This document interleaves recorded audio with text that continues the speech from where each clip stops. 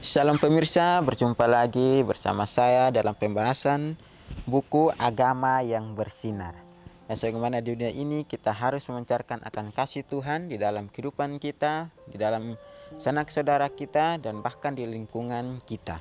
Ya, sifatnya memberi petunjuk kepada orang yang mau belajar, pengharapan sejati bagi semua orang, kegembiraan kepada orang yang larut dalam kesedihan, dan kelegaan kepada yang letih. Menyuguhkan kepada kita suatu cara yang lebih baik, menyingkapkan kepada kita suatu kehidupan yang lebih sederhana dan lebih manis. Semua pembaca akan penuh dengan kegembiraan dan kesukaan bersinar, menyinarkan kasihnya dimanapun kita berada. Bila kita dapat mencarkan akan kasih Tuhan dimanapun kita berada, kita dapat mentulkan akan kasih Tuhan yang sudah diberikan dalam kehidupan kita hari lepas hari. Ini adalah janji Tuhan, adalah berita Tuhan supaya kita dapat mentulkan akan kasih karunia Tuhan di sepanjang masa ini, di sepanjang akhir zaman ini. Ya, biarlah kita dapat mengubah akan hati kita, mengubah kehidupan kita, sehingga kita dapat belajar bahwa iman kita yang dimiliki saat ini membawa hasil yang baik nanti di kedepannya nanti. Baik, kita masuk dalam pembahasan kita, itu sumber dari semua berkat. Ayatnya terdapat dalam Nehemia 9 ayat 25. Mereka merebut kota-kota yang berkubu dan tanah yang subur. Mereka merampas rumah-rumah yang penuh berisi berbagai-bagai barang baik, tempat-tempat air pahatan, kebun-kebun anggur, dan kebun-kebun zaitun, dan pohon-pohon buah-buahan dalam jumlah yang sangat banyak.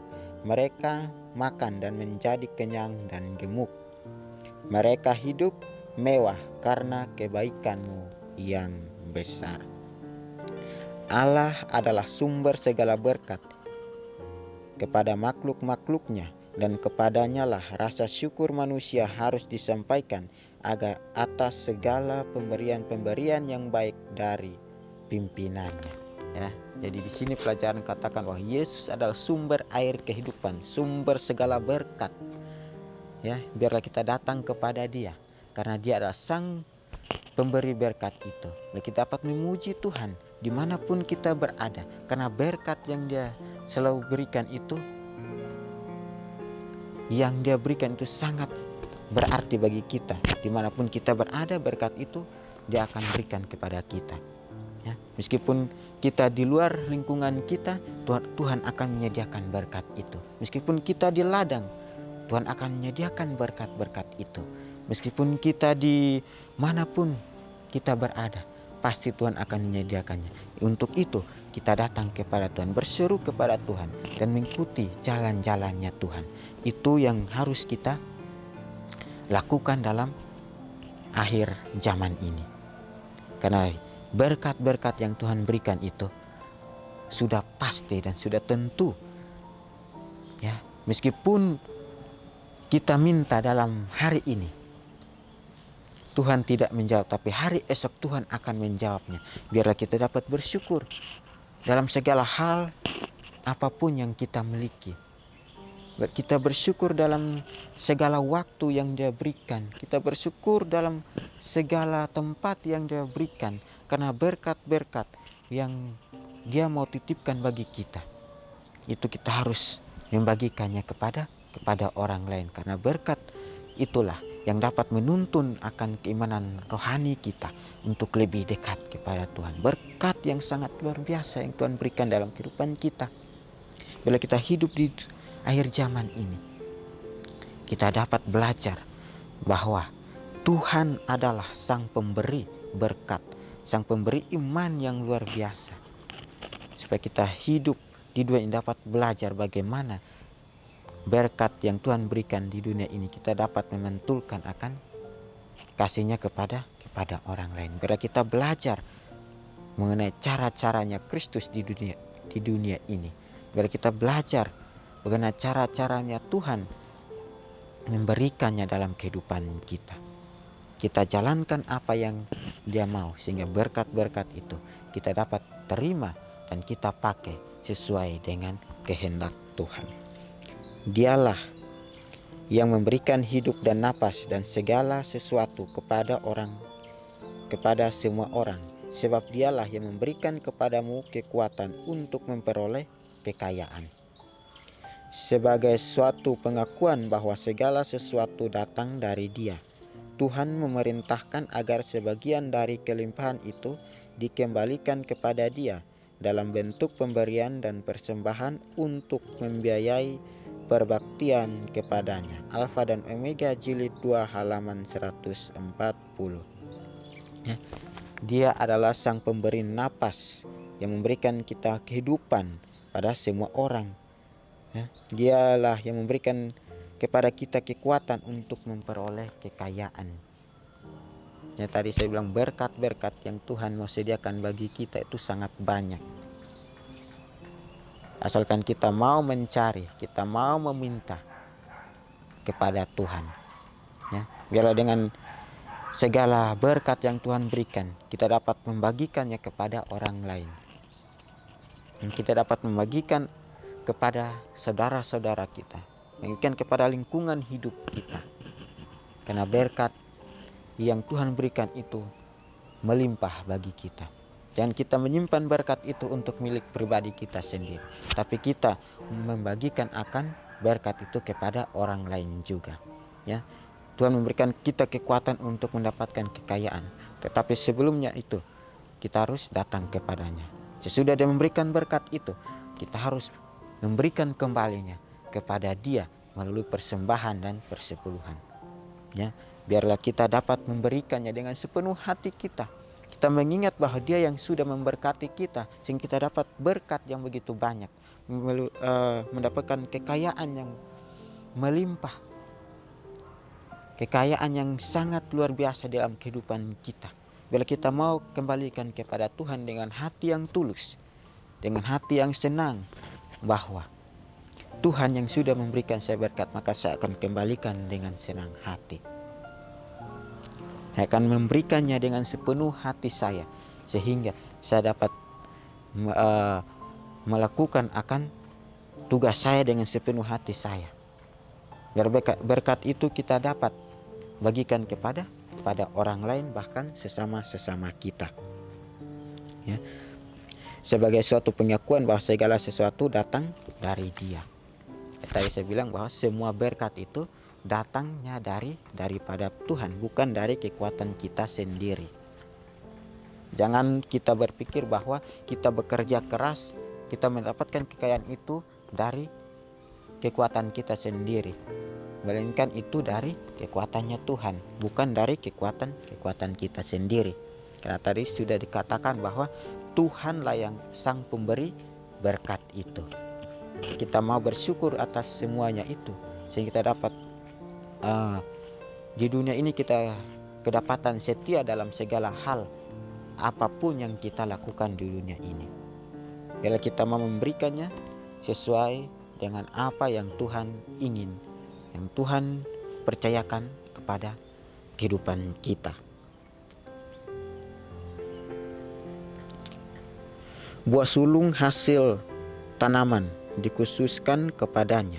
Dengan demikian orang banyak itu selalu diingatkan bahwa Allah adalah pemilik yang sesungguhnya. Ladang-ladang mereka, kawanan binatang mereka, dan kawanan kambing mereka, bahwa Ia telah memberikan sinar matahari kepada mereka dan hujan untuk masa menabur dan panen, dan bahwa segala sesuatu yang mereka miliki adalah ciptaannya, dan Ia telah menjadikan mereka sebagai penata layanan segala harta miliknya. Alfa dan Omega jilid 2 halaman 141. Tadi saya katakan bahwa segala yang kita punya dari hasil pertama kita harus memberikannya kepada Tuhan. Dari semua hasil yang kita dapat, kita melalui tanaman sayur-sayuran atau buah-buahan, ternak, kambing, domba dan sebagainya, yang sebagai sulung kita harus memberikannya kepada Tuhan. Itulah satu janji yang sudah ada dalam kehidupan kita, satu janji, suatu perintah yang sudah ada dalam Alkitab. Ya, setiap hasil pertama kita harus memberikannya kepada Tuhan, dan kita mengingat bahwa Tuhanlah yang memberkati akan semua tanaman kita, ternak-ternak kita, sehingga dapat bertumbuh dan berkembang biak dengan pesat. Akhirnya kita dapat membagikannya, kita dapat mengembalikannya kepada Tuhan dengan hasil-hasil pertama itu. Ya. Pada bulan yang ke-7 datanglah hari raya Pondok Daun atau hari raya perkumpulan. Pesta ini mengakui kelimpahan Allah dalam hasil kebun buah-buahan, kebun anggur dan kebun pohon zaitun. Itu merupakan pesta untuk mengumpulkan hasil yang paling meriah sepanjang tahun. Tanah telah memberikan kelimpahannya. Hasil panen telah dikumpulkan ke dalam lumbung-lumbung. Buah-buahan, minyak dan anggur telah disimpan. Buah-buah sulung telah diasingkan. Dan sekarang orang banyak datang dengan membawa persembahan syukur kepada Allah yang telah memberkati mereka dengan limpahnya itu. Ya, pada hari raya Pondok Daun juga mereka merayakan pesta akan kelimpahan yang Tuhan berikan kepada mereka. Kelimpahan buah-buah, pohon zaitun, kebun anggur, biar mereka dapat menikmati akan hasil-hasilnya dari Tuhan yang sudah memberkati mereka dan memberikan mereka kelimpahan. Dalam hal ini juga kita dapat merasakan bahwa setiap yang Tuhan berikan itu ada maksud dan tujuannya dalam kehidupan kita.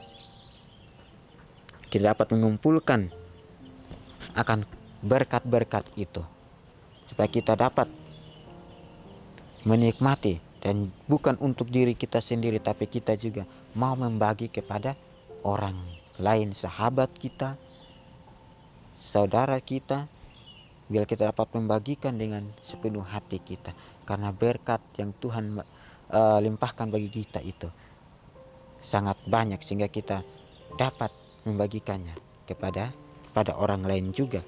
Jangan kita mengutamakan akan kehidupan kita sendiri, tapi kita pikir bahwa di luar sana kita tidak tahu apakah mereka mendapatkan berkat atau tidak, apakah mereka mendapatkan sepiring nasi atau tidak. Biar kita dapat memberikan dengan hasil yang Tuhan berikan kepada kita.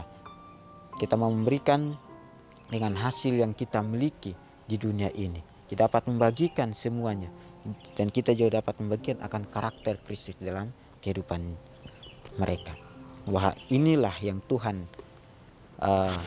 limpahkan bagi saya, maka saya akan memberikan lagi kepada kamu supaya kamu juga merasakan akan berkat Tuhan sepanjang akhir zaman ini. Hari raya ini terutama sekali harusnya merupakan suatu peristiwa yang penuh dengan kesukaan. Pekerjaan menuai sudah berakhir dan kesibukan tahun yang baru belum dimulai, maka orang banyak pun bebas dari segala urusan, dan mereka dapat menikmati suasana yang hikmat serta penuh kesukaan itu. Alfa dan Omega jilid 2 halaman 159-160. Jadi sini dikatakan bahwa hari raya itu terutama sekali haruslah merupakan suatu peristiwa yang penuh dengan kesukaan, yang penuh dengan kesukaan, yang penuh dengan rela hati, dengan kelimpahan yang mereka rasakan selama beberapa tahun yang lalu. Mereka rasakan bahwa berkat yang limpah itu datangnya daripada Tuhan. Meskipun mereka mengecewakan Yesus, tapi Yesus selalu memberikan mereka berkat yang begitu luar biasa. Yesus tidak membinasakan mereka, tapi Yesus malah memberkati mereka untuk mendapatkan berkat-berkat itu. Ya, suatu peringatan yang penuh kesukaan akan segala berkat Allah kepada mereka sebagai Bani Israel, memperingati kelepasan yang telah dirahkan Allah bagi leluhur mereka. Pemeliharannya yang ajaib terhadap mereka selama pengembaraan mereka di Mesir. Dari Mesir, demikian pula kita dengan penuh kegembiraan harus mengingat berbagai jalan yang telah diadakannya untuk membawa kita keluar dari dunia ini dan dari kegelapan kepalsuan ke dalam terang anugerah dan kebenarannya yang indah. Bila kita dapat menerima akan kebenarannya Tuhan, kita dapat menerima akan semua berkatnya Tuhan dalam kehidupan kita, dan kita akan membagikannya kepada orang lain juga. Ya, seperti dengan hal kekayaan ini, kita dapat membagikan hal itu kepada berkat-berkat itu kepada orang lain. Jangan kita pakai untuk kepentingan kita sendiri, tetapi kita pakai juga untuk memuliakan Tuhan. Kita dapat membagikan kepada orang lain juga. Ya, biarlah nasihat firman ini dapat membangun akan iman rohani kita, sehingga makin hari kita bertumbuh dalam kebenaran. Kita percaya bahwa Yesus adalah Sang Pemberi berkat. Dia adil dalam setiap perkara-perkara. Dia adil dalam setiap berkat yang Dia mau berikan dalam kehidupan kita. Bila kita dapat mempelajari, supaya kita dapat menikmati akan hasil yang Tuhan berikan dalam kehidupan kita. Ya pemirsa, kita akan berjumpa lagi di kesempatan yang berikutnya, dan Tuhan memberkati.